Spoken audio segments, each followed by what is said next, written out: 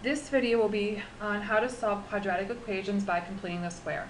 As a reminder, you have space in the left-hand column to write down any questions that you may have throughout the video. So to get started, let's take a look at example 1.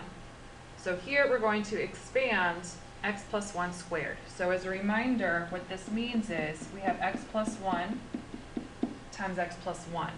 So you want to make sure you multiply x times x times 1. 1 times x, 1 times 1. And when you do that multiplication, simplify it, you're going to have x squared plus 2x plus 1 in the end. Now we're going to do the same thing for the second example.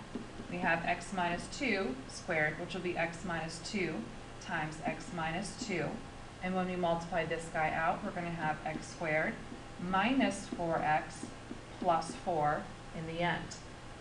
For the last example, we do the same process, and when we get, it's going to be x squared minus 10x plus 25.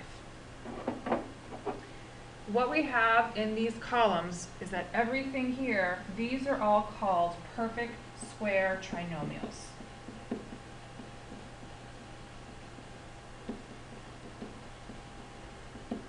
And it is a special pattern that is worth making note of. So if you're looking at them individually, we know that that number in front of the x squared is the a, the number in front of the x is the b, and the constant we usually call a c. And we can do that for every single one of these perfect square trinomials. And I have this extra parentheses here, which I don't know how that showed up, but whatever. There's an a, b, and a c. So when we're looking at this, you kind of want to look for special patterns that we can be using to help us for completing the square. So first of all, if we look and see what we have right here, this number, that number is always going to be b over 2. So 2 divided by 2 is 1. Negative 4 divided by 2 is a negative 2. Negative 10 divided by 2 is a negative 5. Now if I look at the c value, this value is always going to be that b over 2 number squared every single time. So I square b over 2, the 1, and I get 1. I square the negative 2 I have over here, I'm going to get a 4. I square the negative 5 that I have over here, I'm going to get a 25. So using that process, we're going to fill in the blank on the right.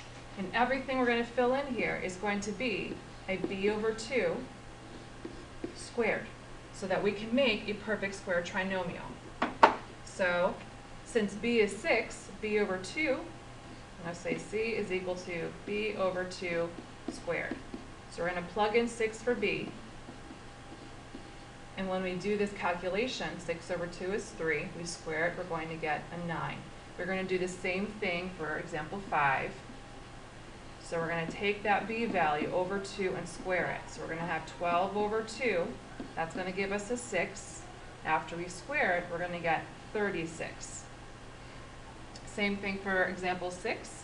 We're going to find that c value. So we're going to take b over 2 and square it. So that's going to be negative 20 over 2 squared. Well, negative 20 over 2 is negative 10. Negative 10 squared is going to be a positive 100. All right, so moving along, getting into the process for completing the square. The first and most important thing is how to find c, and that's what we've been practicing with those first 6 examples, is what we're doing to find the c value. And so to find the c, it's always going to be exactly what we did for examples 4 through 6. b over 2 squared every single time. So if you can remember anything from today's video, that's what you want to remember. So steps to complete the square. The first thing we want to do when we're completing the square is get the equation to look like x squared plus bx equal to the constant. So this guy over here is always a constant, meaning it's just a number, no variables. So for the example we have, we're going to subtract the 3 from both sides, and we're going to have x squared plus 6x is equal to a negative 3. Now looking at this, we can always already identify what the b value is. That b value for this equation is going to be a 6. So what we want to do is add b over 2 squared to both sides.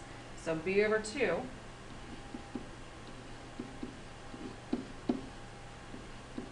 that's going to be 6 over 2 squared. So we're going to be adding 9 to both sides of this equation.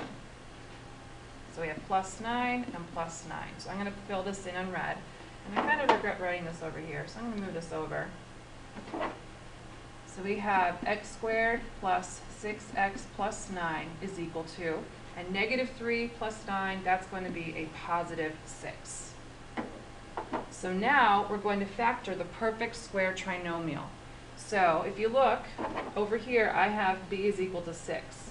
Well, the number we really want to pay attention to for this perfect square trinomial is a b over 2, because every single time when we factor it, we're going to get something like this: x plus b over 2, or it might be x minus b over 2. So I'm going to squeeze this in.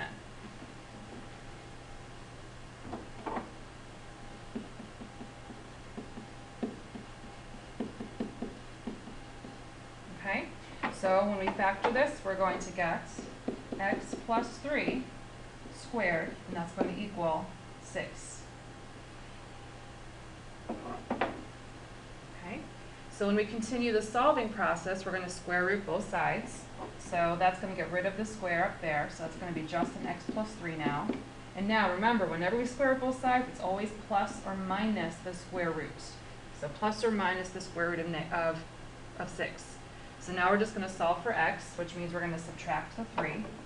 So we're going to have x is equal to negative 3 plus or minus radical 6. Now if we decided to write these as two separate answers, we'd have negative 3 minus radical 6 and negative 3 plus radical 6. And that is completing the square. So proceed now to the second video